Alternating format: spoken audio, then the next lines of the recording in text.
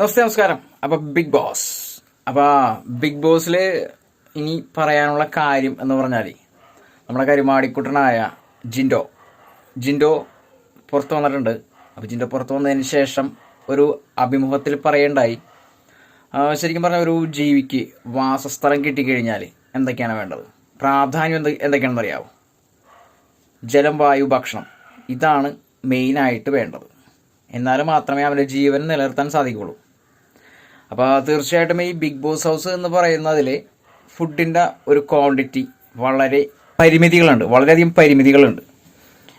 ജിൻഡോ എനിക്ക് തോന്നുന്നു ജിൻഡോ ഒരു ദിവസം 12 തവണയൊക്കെ ഭക്ഷണം കഴിക്കുന്ന ആളാണ്. കാരണം അദ്ദേഹം ഒരു ഫിസിക്കലി, അതായത് അദ്ദേഹം ഒരു ജിം ട്രെയിനറാണ്.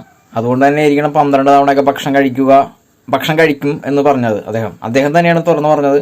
അദ്ദേഹത്തിന്റെ ആ മദർ 12 തവണയൊക്കെ ഭക്ഷണം കൊടുക്കും. കാരണം അത് ഒരു ഫിസിക്കലി, അതായത് ജിം ട്രെയിനറാണ്. അതിനോടൊപ്പം തന്നെ വർക്കൗട്ട് ചെയ്യുന്നുണ്ട്. അതിനനുസരിച്ച് അദ്ദേഹത്തിന്റെ ബോഡി ബിൽഡപ്പ് ചെയ്തെടുക്കുന്നതിന് വേണ്ടിയായിരിക്കണം. സാധാരണക്കാർ എത്ര വേണമെന്ന് ഭക്ഷണം കഴിക്കില്ല. അപ്പോൾ തീർച്ചയായിട്ടും ഈ ഭക്ഷണത്തിന്റെ കാര്യത്തില് ബിഗ് ബോസ് ഹൗസിനകത്ത് ഒത്തിരി പരിമിതികൾ ഉണ്ടെന്നാണ് പറഞ്ഞത്. പരിമിതികൾ നമുക്ക് അതിലുള്ള എല്ലാ കണ്ടസ്റ്റൻസിനെയും കണ്ടു കഴിഞ്ഞാൽ അറിയാൻ പറ്റും. ആദ്യം ചെന്ന സമയത്തുള്ള ഒരു തുടുപ്പൊന്നുമില്ല. എല്ലാവരും ഭയങ്കരമായിട്ട് ക്ഷീണിച്ച് ശോഷിച്ചൊക്കെയാണ് നിലവിൽ. അതിൽ ചിലവർക്ക് മാത്രം അതൊരു ഫുഡിന്റെ അത് ശരിക്കും എഫക്ട് ചെയ്തിട്ടുണ്ട്. ശരിക്കും പറഞ്ഞാൽ ജാസ്മിനെയൊക്കെ നോക്കിക്കഴിഞ്ഞാൽ അറിയാം, അദ്ദേഹത്തിന്റെ ഫേസിലൊക്കെ ഒത്തിരി ഫേസൊക്കെ വളരെ ചെറുതായ ഒരു ഫീൽ നമുക്ക് കണ്ടായിരുന്നു, ഒരു എഫക്റ്റ് കണ്ടായിരുന്നു. അപ്പോൾ തീർച്ചയായിട്ടും അത് ഫുഡിന്റെ ഒരു ക്രമീകരണത്തിന്റെ സംഭവം തന്നെയാണ്. പിന്നെ അത് മാത്രമല്ല, ഈ ഫുഡ് ഇത്തരം പരിമിതികൾക്കുള്ളിൽ തന്നെ അതിനകത്തുള്ള എല്ലാ കണ്ടസ്റ്റൻസും വന്ന് ഇടക്കിടക്ക് പ്രൊമോട്ട് ചെയ്തുകൊണ്ടിരിക്കും. അപ്പോൾ ശരിക്കും പറഞ്ഞാൽ ശാരീരികമായിട്ടും മാനസികമായിട്ടും ബുദ്ധിമുട്ടുകൾ അധികമാണ് അതിൻ്റെ അകത്ത്. അത് നമ്മൾ അഡ്ജസ്റ്റ് ചെയ്ത് പോകാൻ പറ്റുന്ന കണ്ടസ്റ്റൻസിന് മാത്രമേ ഇത് അവസാന സ്റ്റേജ് വരെ പിടിച്ചിരിക്കാൻ പറ്റുള്ളൂ. അതിനു വേണ്ടിയിട്ട് നമ്മൾ നമ്മുടെ ശരീരവും നമ്മുടെ മനസ്സും ശരീരവും അതിനു വേണ്ടിയിട്ട് പരിമിതിക്കുള്ളിൽ പിടിച്ചു നിർത്താനുള്ള ഒരു കഴിവുണ്ടാക്കിയെടുക്കണം. മനസ്സിനെ ആദ്യം തന്നെ നമുക്ക് നിലനിർത്താനുള്ള ഒരു സാധ്യത ഉണ്ടാക്കിയെടുക്കണം. അല്ലാതെ നമ്മളെ ഈ ബിഗ് ബോസ് എന്ന് പറയുന്ന ഈ ഒരു പ്രോഗ്രാമിൽ വെറുതെ കയറിപ്പോയിട്ട് യാതൊരു കാര്യമില്ല. അത് അധികം ദിവസം നിൽക്കാൻ പറ്റില്ല. ശരിക്കും പറഞ്ഞാൽ പ്രണയത്തെക്കുറിച്ച് പറയുകയാണെന്നുണ്ടെങ്കിൽ ജാസ്മിനും ഗബ്രിയായിട്ട് പ്രണയമാണെന്ന് പ്രേക്ഷകർ തന്നെ പറഞ്ഞ് നിലവിൽ കുറെ കാഴ്ചകളൊക്കെ കണ്ടാണ്. നിലവിൽ നമ്മൾ ഒരു സ്ഥലത്ത് ഒരാളായിട്ടോ അല്ലെങ്കിൽ ഒറ്റപ്പെട്ട് പോയി കഴിഞ്ഞാൽ ആരാണ് കൂടുതൽ നമ്മളെ സപ്പോർട്ട് ചെയ്ത് നിൽക്കുന്നത്, മാനസികമായിട്ട് സപ്പോർട്ട് നൽകുന്ന ആരാണ്? അദ്ദേഹത്തിനോട് ഒരു കുറച്ച് ഇഷ്ടം നമുക്ക് എല്ലാവർക്കും ഒരു സാധാരണക്കാരൻ എന്ന പോലെ നമുക്ക് മനസ്സിലാവും. അങ്ങനെ ഒരു ഇഷ്ടമാണെന്നാണ് ജാസ്മിൻ ഇതുവരെ പറഞ്ഞിരിക്കുന്നത്. അത് ശരിക്കും നമുക്ക് അക്സെപ്റ്റ് ചെയ്യാവുന്ന ഒരു സംഭവമാണ്. നമ്മൾ ഒരു സ്ഥലത്ത് ഒറ്റപ്പെട്ട് പോയി കഴിഞ്ഞിട്ടുണ്ടെങ്കിൽ നമുക്ക് ഒരു 3 പേരുണ്ടെങ്കിൽ ആ 3 പേരിൽ ഒരാൾ നമ്മളെ കൂടുതൽ സപ്പോർട്ട് ചെയ്യണമെന്നുണ്ടെങ്കിൽ അദ്ദേഹത്തിനോട് നമുക്ക് മാനസികമായിട്ട് ഒരു ഇഷ്ടം തോന്നും. അതിനെ നമുക്കൊന്നും പറയാൻ പറ്റില്ല. പിന്നെ ബാക്കിയുള്ള കാഴ്ചകൾക്ക് അതിനെക്കുറിച്ച് നമ്മൾ സംസാരിക്കുന്നില്ല. അത്യാവശ്യം വീഡിയോസൊക്കെ നമ്മൾ കണ്ടാണ് ഈ ബിഗ് ബോസ് ഹൗസിനുള്ള. അതിനെക്കുറിച്ച് നമ്മൾ കൂടുതൽ വർണ്ണിക്കാൻ നിൽക്കുന്നില്ല. അപ്പോൾ അതിന് എന്താണ് എന്നുള്ളത് നമുക്കറിയില്ല. അപ്പോൾ തീർച്ചയായിട്ടും ബിഗ് ബോസ് ഹൗസ് എന്ന് പറയുന്ന ഈ ഒരു ഹൗസിനകത്ത് നടക്കുന്ന കാര്യങ്ങൾ എന്ന് പറഞ്ഞിട്ടുണ്ടെങ്കിൽ ഭക്ഷണത്തിനൊക്കെ ഒത്തിരി പരിമിതികളുണ്ട്. പിന്നെ അതിനനുസരിച്ച് മാനസികമായിട്ടും ശാരീരികമായിട്ടും ബുദ്ധിമുട്ടുകൾ ഉണ്ടാക്കിക്കൊണ്ടിരിക്കും. അതാണ് അതിൻ്റെ ഗെയിം എന്ന് പറയുന്നത്. അതാണ് പെട്ടെന്ന് തന്നെ നിങ്ങൾ പുറത്ത് പോകണം. നിങ്ങളിപ്പോൾ പുറത്താക്കാൻ വേണ്ടി പല കളികളും കളിക്കും. അപ്പോൾ ഓരോ കണ്ടസ്റ്റൻസും അവരുടേതായ ഇഷ്ടത്തിൽ നിങ്ങളെ പ്രൊമോട്ട് ചെയ്തിട്ടുണ്ട്. അതിനിടയ്ക്ക് ശാരീരികമായിട്ടും മാനസികമായിട്ടും ഭയങ്കര ബുദ്ധിമുട്ടുകൾ വരും. ഇതൊക്കെ തരണം ചെയ്ത് മുൻപോട്ട് ഈ പറയുന്ന 100 ദിവസം നിൽക്കാൻ സാധിക്കുന്നതിന് മാത്രമേ ഈ കപ്പടിക്കാൻ പറ്റുള്ളൂ. പിന്നെ ഈ പറയുന്ന ജിൻഡോ എന്ന് പറയുന്ന ഇദ്ദേഹത്തിന് ഒത്തിരി പ്രൊമോട്ട് ചെയ്ത് നമ്മൾ കണ്ടായിരുന്നു, ഒത്തിരി ആക്രമിച്ച് നമ്മൾ കണ്ടായിരുന്നു. അപ്പൊ അദ്ദേഹത്തിന് എന്ന് വെച്ചിട്ടുണ്ടെങ്കിൽ നിങ്ങൾ ഈ പറയുന്ന പോലെ ഒരു ദിവസം 10 പേരല്ല മീറ്റ് ചെയ്യുന്നത്. അദ്ദേഹത്തിന്റെ ജിം ട്രെയിനർ ആയതുകൊണ്ട് തന്നെ ജിമ്മിൽ എനിക്ക് തോന്നുന്നു ഒരു 10, 200, 300, 400, 500 പേരെ ആവാം, ചിലപ്പോൾ 1000 പേരാവും. അദ്ദേഹത്തിന്റെ ജിം ട്രെയിനർ ആയതുകൊണ്ട് അദ്ദേഹത്തിന്റെ ജിമ്മിന്റെ എത്ര അംഗങ്ങളാണുള്ളതെന്ന് നമുക്കറിയില്ല. തീർച്ചയായിട്ടും സാധാരണക്കാരെക്കാളും കൂടുതൽ ആളുകളായിട്ട് മീറ്റ് ചെയ്യുന്ന ഒരാളാണ്. അപ്പൊ അദ്ദേഹത്തിന് ഈ പറയുന്ന പോലെ 3 പേരോ അല്ലെങ്കിൽ 10 പേരോ ഒന്ന് അറ്റാക്ക് ചെയ്താലും അദ്ദേഹത്തിന് ഏക്കില്ല.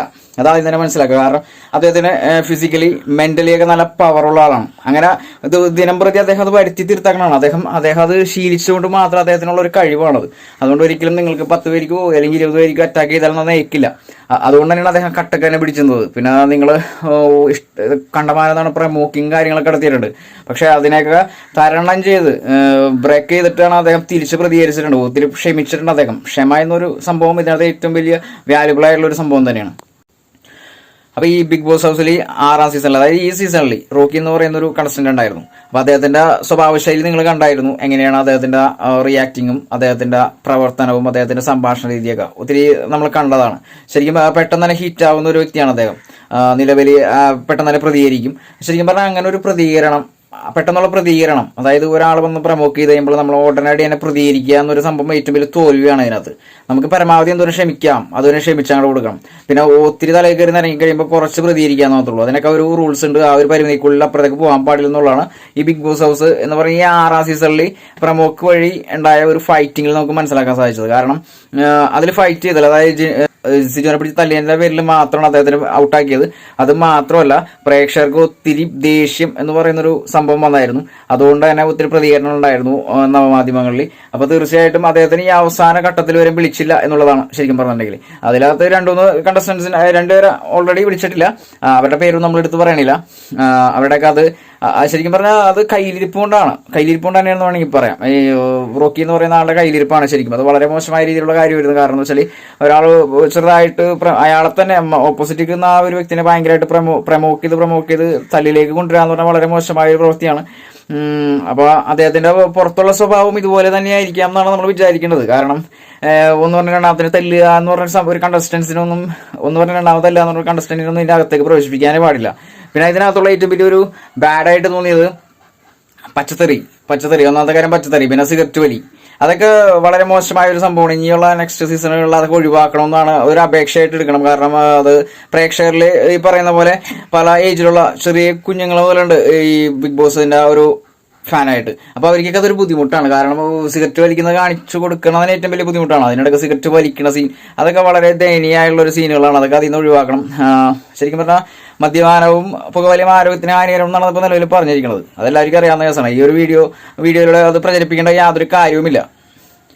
അങ്ങനെ വലിക്കേണ്ട കേസൊന്നും തന്നെ അവർക്ക് വേറെ വല്ല സ്പേസ് ഉണ്ടാക്കി കൊടുക്കണം. ഈ ബിഗ് ബോസ് ഹൗസിന്റെ അകത്തിട്ട് വലിക്കണ വീഡിയോ ഒക്കെ എടുത്ത് ഔട്ട് കഴിഞ്ഞാൽ ആൾക്കാർ പ്രതികരിച്ചു കൊടുക്കും. അപ്പൊ ഇനിയിപ്പോൾ ഞാൻ വളരെ സ്ലോ ആയിട്ട് പറയാം.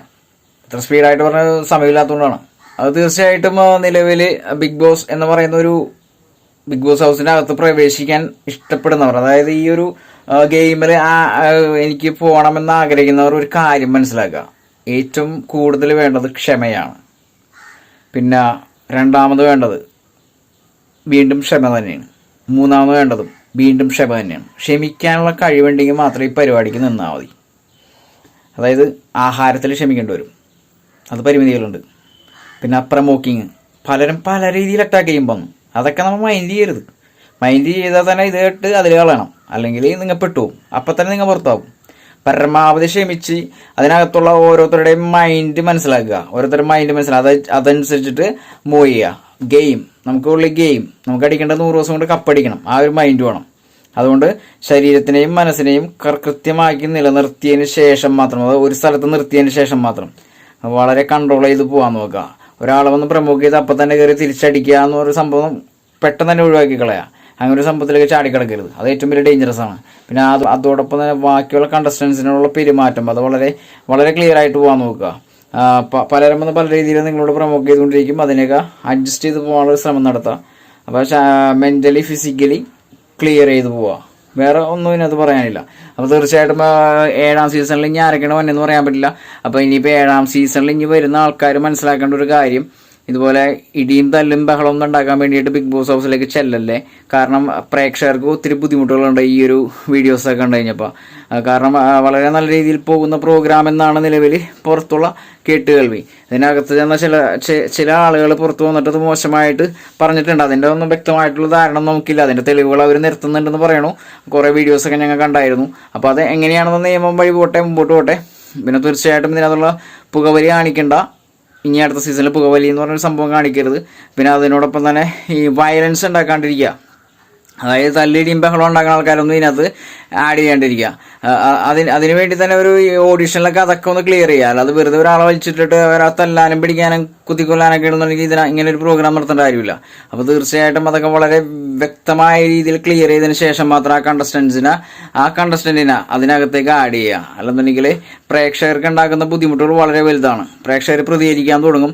ഈ ഒരു ഷോയ്ക്കൊരു വാല്യൂ ഉണ്ട്, അത് നഷ്ടപ്പെടും, അതില്ലാണ്ടാവും.